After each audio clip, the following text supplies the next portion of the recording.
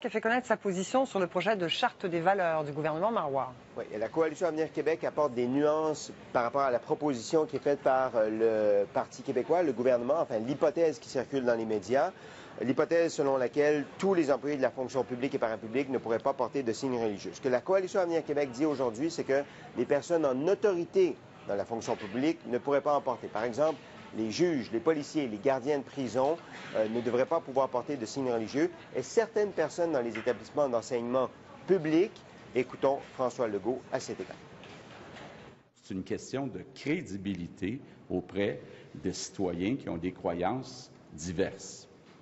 Cette interdiction de signes religieux doit aussi s'appliquer dans les écoles publiques du Québec, plus spécifiquement aux directeurs et aux enseignants parce qu'ils incarnent l'autorité auprès d'une clientèle jeune et captive dans un système d'éducation publique non confessionnel.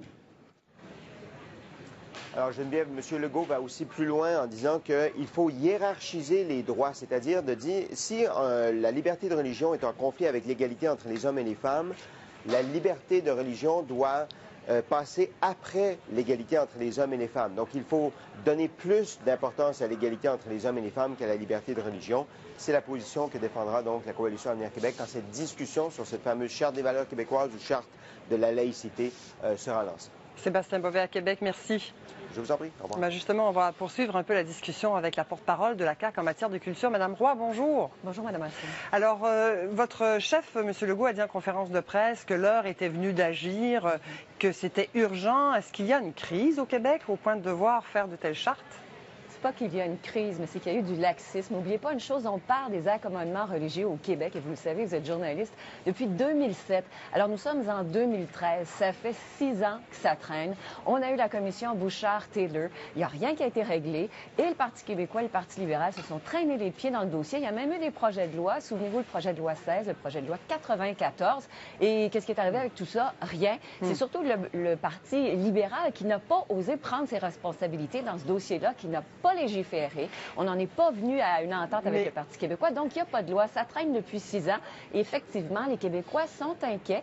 Ils veulent qu'on protège leurs valeurs, leur identité, et c'est le temps d'agir. Alors, pourquoi vous estimez que les valeurs québécoises, l'identité québécoise sont menacées? En fait, nous ne parlons pas des valeurs en tant que telles. Ce que nous disons, cependant, c'est qu'il faut absolument que ce soit inscrit dans une charte, et nous parlons de la charte de la laïcité, le fait que l'État québécois est laïque. Vous savez, ça n'existe pas dans notre droit actuellement. Vous savez, les écoles ne sont plus des écoles confessionnelles. Cependant, le gouvernement, il n'y a rien, c'est pas mentionné en nulle part.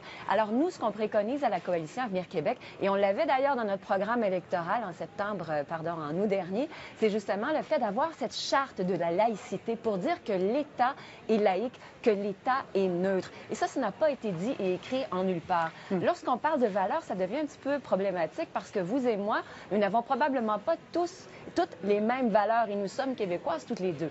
Alors, c'est pour ça qu'il faut davantage axer sur la laïcité, la neutralité de l'État. Bon, vous parlez de laïcité de l'État comme un principe qu'il faut affirmer dans cette société québécoise que vous appelez. Et pourtant, vous êtes prêt à laisser, par exemple, le crucifix à l'Assemblée nationale. Est-ce qu'il n'y a pas contradiction à mesure où c'est une institution, le haut lieu de la démocratie, qui aurait encore un symbole religieux?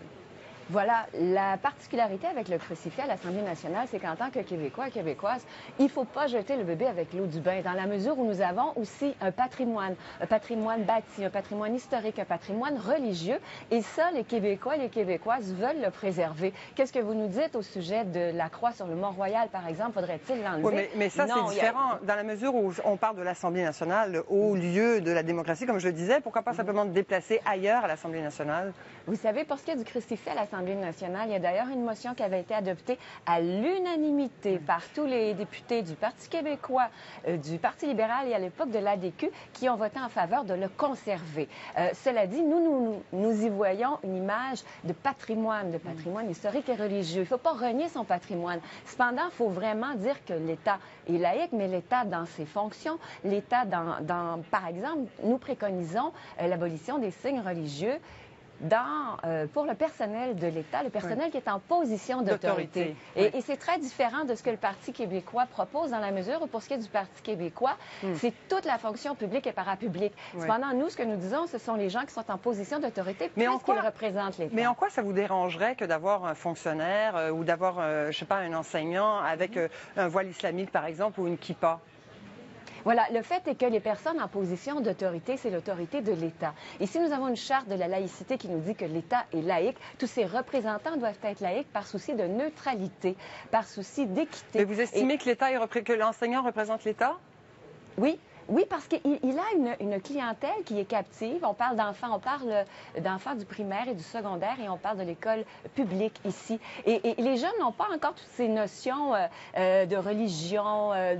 Alors, pour nous, c'est important que l'école demeure laïque. Elle l'est déjà parce qu'on a déconfessionnalisé les commissions scolaires et les écoles. Alors, soyons logiques jusqu'au bout. Elle est là, la particularité. Cependant, si on y va tout azimut, en disant il n'y aura aucun signe religieux chez aucun fonctionnaire public ou parapublic, bien, écoutez, ça va nous amener très, très loin. Ça signifie que la personne qui aura eu la chance d'aller à Rome et de s'acheter une petite croix en or au Vatican et qui travaille dans un bureau ne pourra plus la porter. On verra comment tout ça va se décliner parce qu'après tout, le projet du Parti québécois, on ne l'a pas dans les détails. Madame Roy, merci beaucoup. D'accord. Au revoir. Bonne journée.